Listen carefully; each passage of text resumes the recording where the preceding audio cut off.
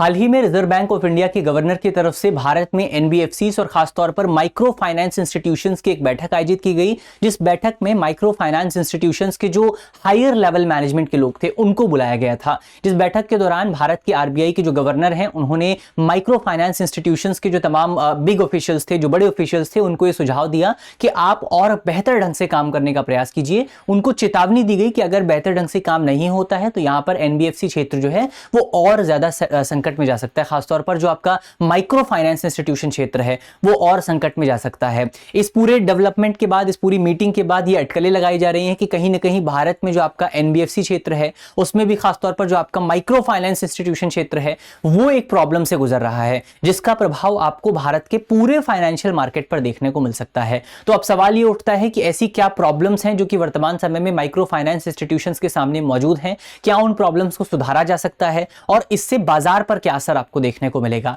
इन तमाम बिंदुओं को यहां पर हम समझने वाले हैं। मेरा नाम है अक्षय और आपका स्वागत है दृष्टि आईएएस चैनल की इस नई वीडियो में। तो वीडियो की करते हैं शुरुआत और सबसे पहले यहां पर देखते हैं कि आपका जो आरबीआई की तरफ से बैठक आयोजित की गई, उस बैठक में माइक्रो फाइनेंस इंस्टीट्यूशंस और एनबीएफसीज को लेकर के क्या चेतावनी जो है वो आरबीआई के गवर्नर की तरफ से जारी की गई है और क्या-क्या प्रॉब्लम्स जो हैं वो आरबीआई के गवर्नर ने बताई हैं।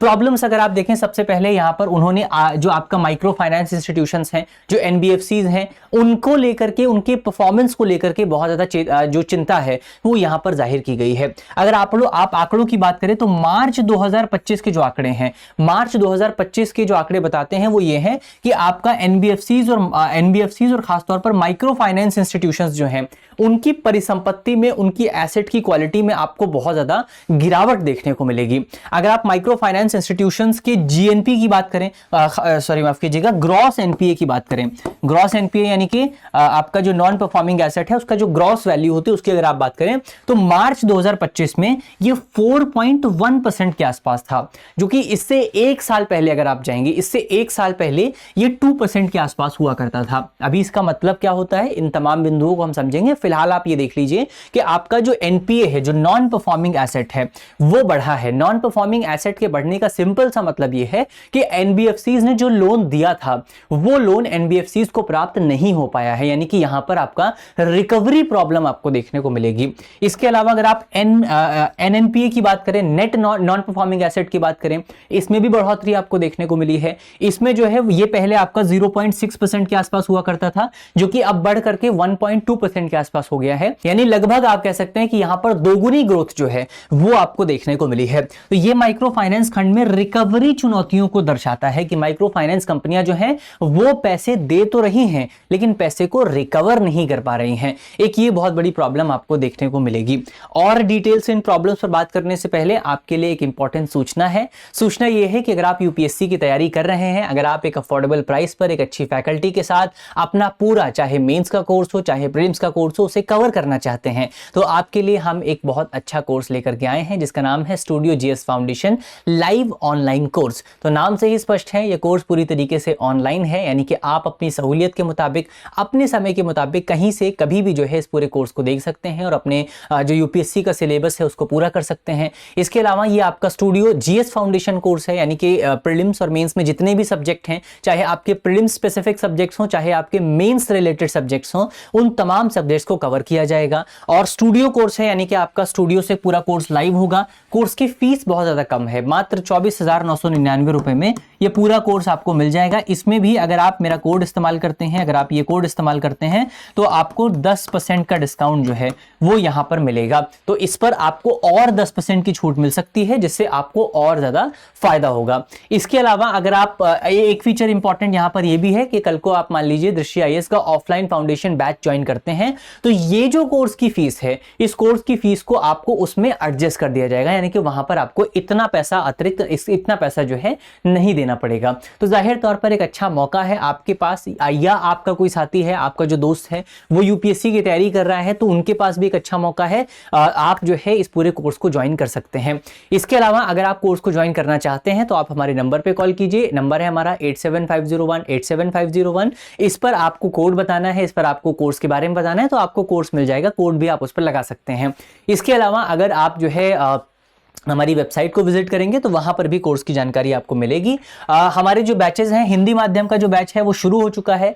इंग्लिश मीडियम का जो बैच है वो आज यानी कि 6 जनवरी से शुरू होगा, और इंग्लिश मीडियम का जो बैच है वो कल यानी कि 7 जनवरी से शुरू होगा। तो ये बैचेस के बारे में हमने देखा, आप इसमें से कोई भी बैच जो है ज्वाइन कर सकते हैं। चलिए अब बढ़ते हैं आगे। और जब दूसरी चेतावनी आरबीआई की तरफ से जारी की गई है भारत में एनबीएफसीज और एनबीएफसीज के अंतर्गत खासतौर पर जो माइक्रो फाइनेंस इंस्टीट्यूशंस हैं उनको लेकर के, वो दूसरी चेतावनी बेसिकली फंडिंग डाइवर्सिफिकेशन को लेकर के है।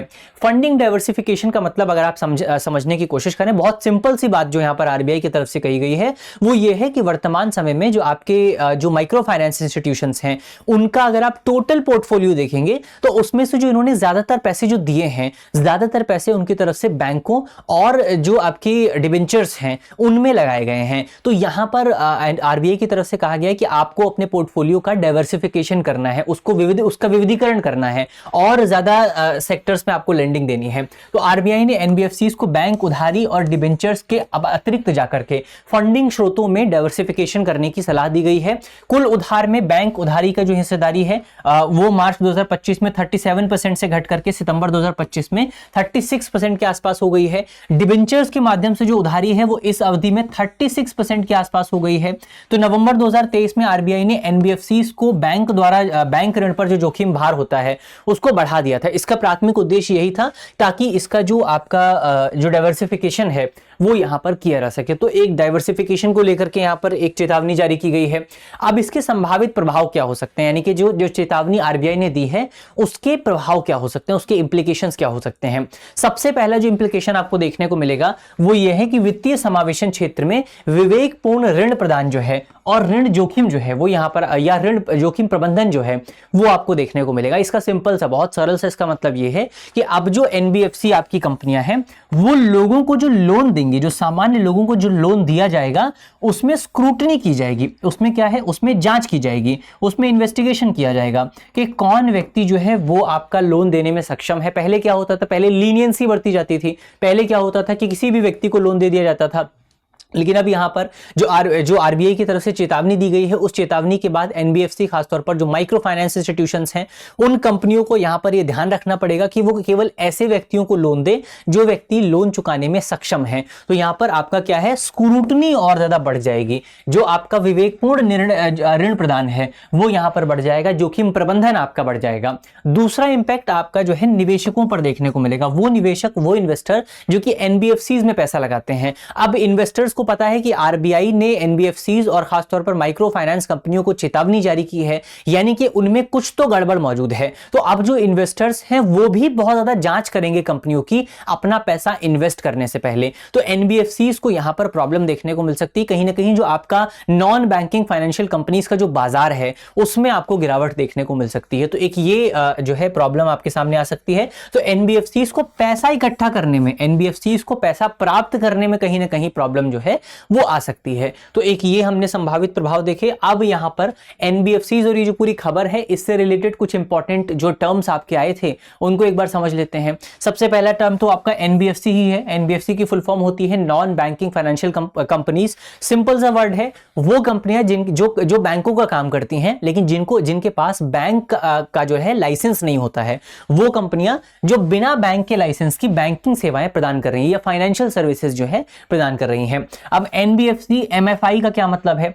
एनबीएफसी तो हमने समझ ही लिया, माइक्रो जो है एनबीएफसी की फुल फॉर्म है नॉन बैंकिंग फाइनेंशियल कंपनीज। इसका एक सब टाइप होता है। सब टाइप कौन सा है? Micro finance companies. Micro finance company कौन सी होती है? माइक्रो फाइनेंस कंपनी वो कंपनियां होती हैं जो कि कम आय वाले लोग जो होते हैं, ये छोटे व्यवसायी जो होते हैं, उनको छोटा छोटा लोन प्रदान करती हैं। 1 लाख रुपए का, 50,000 रुपए का, 2 लाख रुपए का। अब देखें बड़ी कंपनियों को तो बड़े लोन की जरूरत पड़ती है, 5 करोड़, 10 करोड़, 2,000 करोड़। तो ये जो आपकी एमएफआई है ये बड़ा लोन नहीं देती है, छोटा छोटा लोन देती हैं। तो आपने देखा होगा बहुत सारे आपको सोशल मीडिया पे एड्स भी दिखाई देते हैं कि आप जो है पर्सनल लोन ले सकते हैं 1 लाख रुपए का, 2 लाख रुपए का, 5 लाख रुपए तक लोन आप ले सकते हैं। तो जो ये लोन देती हैं इन कंपनियों को कहा जाता है एमएफआई कंपनियां, यानी कि माइक्रो फाइनेंस इंस्टीट्यूशंस। इसके अलावा तीसरा शब्द है आपका जीएनपी। जीएनपी की फुल फॉर्म है gross non performing asset. Gross non performing asset simple NPA होता है, जो आप इकोनॉमिक्स में सिंपल सिंपल एनपीए पढ़ते हैं उसको ग्रॉस नॉन परफॉर्मिंग एसेट ही कहा जाता है। सिंपल से इसका मतलब यह है कि मान लीजिए आप एक बैंक हैं, आपने व्यक्ति ए को लोन दिया है और व्यक्ति ए जो है वो हर महीने आपको 100 रुपए की ईएमआई देता है। इस 100 रुपए की ईएमआई में आपका प्रिंसिपल अमाउंट भी शामिल है, आपका इंटरेस्ट अमाउंट भी शामिल है। लेकिन अगर ये जो व्यक्ति ए है ये 90 दिनों तक आपको लोन ये अपनी ईएमआई पे नहीं करता है, ना तो आपका इंटरेस्ट पे करता है और ना ही प्रिंसिपल अमाउंट पे करता है। कितने दिनों तक? 90 दिनों तक ना तो आपका प्रिंसिपल अमाउंट पे करता है ना ही इंटरेस्ट पे करता है। तो इसको नॉन परफॉर्मिंग एसेट या ग्रॉस नॉन परफॉर्मिंग एसेट की कैटेगरी में शामिल किया जाता है। इसके बाद दूसरा शब्द आता है एनएनपीए यानी कि net non performing asset. Net non performing asset basically क्या है कि सरकार और बैंक और जो आपके बैंकिंग नॉर्म्स हैं वो ये तय करते हैं कि हर एक बैंक को नॉन परफॉर्मिंग एसेट्स के लिए एक प्रोविजन बनाना पड़ेगा। प्रोविजन यानी कि कुछ पैसा अलग से निकाल करके उनके लिए रखना पड़ेगा। अब यहां पर आप देखें तो जितना पैसा बैंक ने निकाल करके रखा है उसको अगर जो आपका ग्रॉस एनपीए है वो उस पैसे से भी ज्यादा है तो जितना शेष अमाउंट बचता है उसको नेट एनपीए कहा जाता है। इसको थोड़ा सा एग्जांपल से आप समझने की कोशिश करें। मान लीजिए आप वापस से अपने बैंक पर आते हैं। मान लीजिए आप एक बैंक है, आपने व्यक्ति ए को लोन दिया है कितने रुपए का? मान लीजिए आपने 1000 रुपए का लोन दिया है। अब ये व्यक्ति ए जो है इसने लोन नहीं चुकाया, 90 दिनों तक इसने ना तो प्रिंसिपल अमाउंट पे किया ना ही इंटरेस्ट अमाउंट पे किया। इसके लिए आपने जो है मान लीजिए पहले से ही आपने 500 रुपए का प्रोविजन जो है वो डिसाइड कर रखा था, 500 रुपए का प्रोविजन आपने बना रखा था। लेकिन अब क्योंकि लोन तो आपको जो नुकसान हो रहा है वो तो 100 रुपए का हो रहा है, तो यहां पर माफ कीजिएगा 1000 रुपए का हो रहा है। तो अब इन दोनों के बीच का डिफरेंस कितना है? 500 रुपए है। तो आपका नेट नॉन परफॉर्मिंग एसेट कितना हो गया? 500 रुपए हो गया। तो जिसका आपने प्रोविजन नहीं किया है, सिंपल सी बात है, जीएनपीए में से बैंक संस्था द्वारा किए गए प्रावधान घटाने के बाद जो बचा हुआ वास्तविक एनपीए होता है, जो एक्चुअल एनपीए, तो ये 500 क्या है? ये 500 आपका एक्चुअल एनपीए है। इसी एक्चुअल एनपीए को एनएनपीए कहा जाता है यानी कि नेट नॉन परफॉर्मिंग एसेट कहा जाता है। एक और शब्द यहां पर आता है CRAR, जिसको आप CAR भी कह सकते हैं, कैपिटल एडुकेसी रेशो। और ये जो CRAR की फुल फॉर्म है capital to risk adequacy ratio. बहुत सिंपल सा इसका मतलब है पूंजी पर्याप्तता अनुपात इसको कहा जाता है। पूंजी पर्याप्तता का मानक है जो कि अप्रत्याशित नुकसानों को सहने की क्षमता दर्शाता है। इसको मापा कैसे जाता है थोड़ा सा उसको हम समझने की कोशिश करते हैं। तो CAR यानी कैपिटल एडुकेसी रेशो, ये capital to risk adequacy ratio को कैलकुलेट किया जाता है। सबसे पहले ऊपर रखा जाता है बैंक के पास कितनी कैपिटल मौजूद है और बैंक के पास रिस्क वेटेड एसेट कितने मौजूद हैं।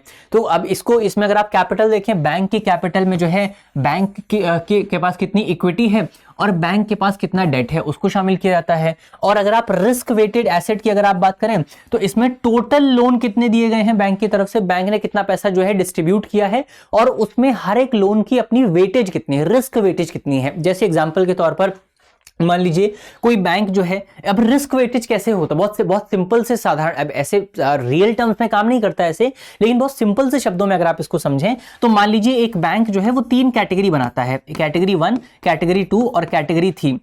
इसमें कैटेगरी 1 में उन लोगों को लोन दिया जाता है जिनकी इनकम जो है वो 1 लाख रुपए से ज्यादा है पर मंथ। इसमें कैटेगरी 2 में उन लोगों को लोन दिया जाता है जिनकी इनकम जो है वो आप कह सकते हैं 50,000 रुपए से ज्यादा है। और कैटेगरी 3 में उन लोगों को लोन दिया जाता है जिनकी इनकम जो है वो 20,000 रुपए से कम है। तो ये यहां पर आपको याद रखना है। तो इसकी इनकम क्या है, थर्ड वाले में 20,000 रुपए से कम है, इनकी इनकम 50,000 रुपए से कम है और इनकी इनकम 1 लाख रुपए से ज्यादा है। तो अब यहां पर किसमें रिस्क ज्यादा है, किसमें रिस्क ज्यादा है? जाहिर तौर पर जिनकी इनकम यहां पर जिनकी इनकम कम है उनमें रिस्क ज्यादा है। मान लीजिए इसमें 10 यूनिट का रिस्क है, इनकी इनकम जो है वो 50,000 रुपए तक है, तो इनका रिस्क थोड़ा सा कम है। तो इनका रिस्क आप कह सकते हैं, इनका रिस्क मान लीजिए आप 6 यूनिट का रिस्क है, इनकी इनकम 1 लाख रुपए उसके आसपास है, तो इनमें रिस्क बहुत कम है। तो इनका आप कह सकते हैं रिस्क जो है वो मात्र आप कह सकते हैं 4 यूनिट के आसपास है।